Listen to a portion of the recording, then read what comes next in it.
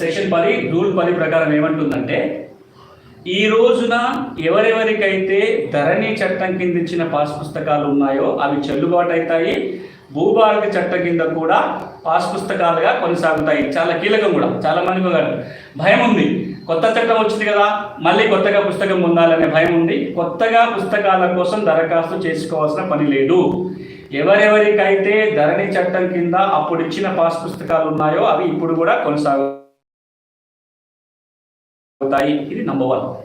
రెండోది, ఇప్పుడు కొత్తగా పాస్ పుస్తకాలు కావాలి అంటే నేను ఇంతకుముందు చెప్పిలో ఇంకొక చాలా చాలా కీలకమైన అంశం ఉంది. తెలంగాణలో ఉన్న ప్రతి వ్యవసాయ భూమి యజమాని తెలుసుకోవాల్సింది ఏంటంటే, ఇప్పుడు మీ పట్టాదారు పాస్ పుస్తకంలో భూమి వివరాలు ఉన్నాయి తప్ప భూమి పటం లేదు. ఇప్పుడు మీ పాత పుస్తకంలో మీకు భూమి పటం కనుక కావాలి అంటే పటం తెచ్చుకునే మార్గం చెప్తుంది సెక్షన్ 10. ఎట్లా తెచ్చుకోవాలి పటం అంటే, లైసెన్స్ సర్వేల వ్యవస్థ వచ్చిన తర్వాత ఏ భూ యజమాని అయినా తనంతట తనగా పటం కావాలి అంటే లైసెన్స్ సర్వే ద్వారా ముందు భూమిని సర్వే చేయించుకోవాలి. ఆ మ్యాప్ ద్వారా తహసీల్దార్కి దరఖాస్తు పెట్టుకుంటే మండల సర్వేలు దాన్ని వ్యాలిడేట్ చేసి మీ పట్టాదారు పాస్ పుస్తకంలో కూడా పటాన్ని ముద్రించడానికి ఈ చట్టం అవకాశం కల్పిస్తుంది. అంటే రాబోయే రోజుల్లో తెలంగాణలో పాస్ పుస్తకంలో పటం రాబోతుంది ఈ సెక్షన్ 10 ద్వారా. నెక్స్ట్,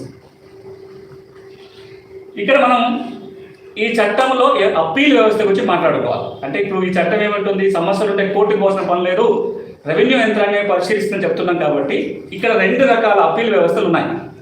ఒకటి, ఏదైతే ఇప్పటికే తప్పులు ఉన్నాయో వాటిని సవరిస్తే దాని మీద అప్పీల్ ఏంటి. రెండోది, ఈ సెక్షన్ 5, 6, 7, 8 కింద మ్యూటేషన్ జరిగినప్పుడు దాని మీద అప్పీల్ ఎట్లా. అవి 2 కూడా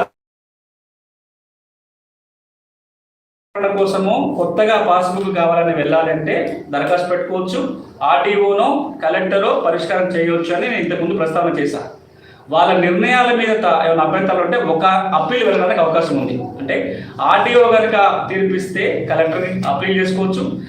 లేక ఆ విషయాలలో కలెక్టర్ ఇచ్చిన తీర్పు కనుక ఉంటే ట్రిబ్యునల్కి, భూమి ట్రిబ్యునల్ పెట్టబోతున్నారు జిల్లా స్థాయిలో, ఆ భూమి ట్రిబ్యునల్కి దరఖాస్తు పెట్టుకునే అవకాశం ఈ చట్టం కల్పిస్తుంది. ఇది ఒక అప్పీల్. అంటే ఇప్పుడు ఉన్న సమస్యల మీద. రాబోయే రోజులు జరిగే మ్యూటేషన్స్ ఏవైతే ఉంటాయో, అది సాధారణ ద్వారా మ్యూటేషన్ కావచ్చు, కొనుగోలు ద్వారా జరిగే మ్యూటేషన్ కావచ్చు, వారసత్వంగా జరిగే మ్యూటేషన్ కావచ్చు, ఈ మ్యూటేషన్ల మీద అభ్యంతరం ఉంటే 2 అంచెల అప్పీల్ వ్యవస్థ ఉంది. తహసీల్ అవకాశం ఈ సెక్షన్ కల్పిస్తుంది. ల్యాండ్ ట్రిబ్యునల్ రాబోయే రోజులు పెడతామని ప్రభుత్వం ప్రకటించింది. జిల్లా స్థాయిలో భూమి ట్రిబ్యునల్ ఏర్పాటు అయ్యేంత వరకు భూ పరిపాలన ప్రధాన కమిషనరే ల్యాండ్ ట్రిబ్యునల్గా వ్యవహారం చేస్తారు. అంటే ఇప్పటికిప్పుడు ల్యాండ్ ట్రిబ్యునల్ వెళ్ళాలంటే సిసిఐలకు వెళ్ళాలి. రాబోయే రోజుల్లో ఉమ్మడి జిల్లాకు ఒకటో లేదా చిన్న జిల్లా స్థాయిలో కూడా కేసు లోడ్ను బట్టి ట్రిబ్యునల్ పెడతామని గౌరవ రెవెన్యూ మంత్రి గారు, ముఖ్యమంత్రి గారు ప్రకటించారు. కాబట్టి ట్రిబ్యునల్కి వస్తే ట్రిబ్యునల్కి వెళ్ళొచ్చు. ఇది అప్పీల్ వ్యవస్థ. నెక్స్ట్,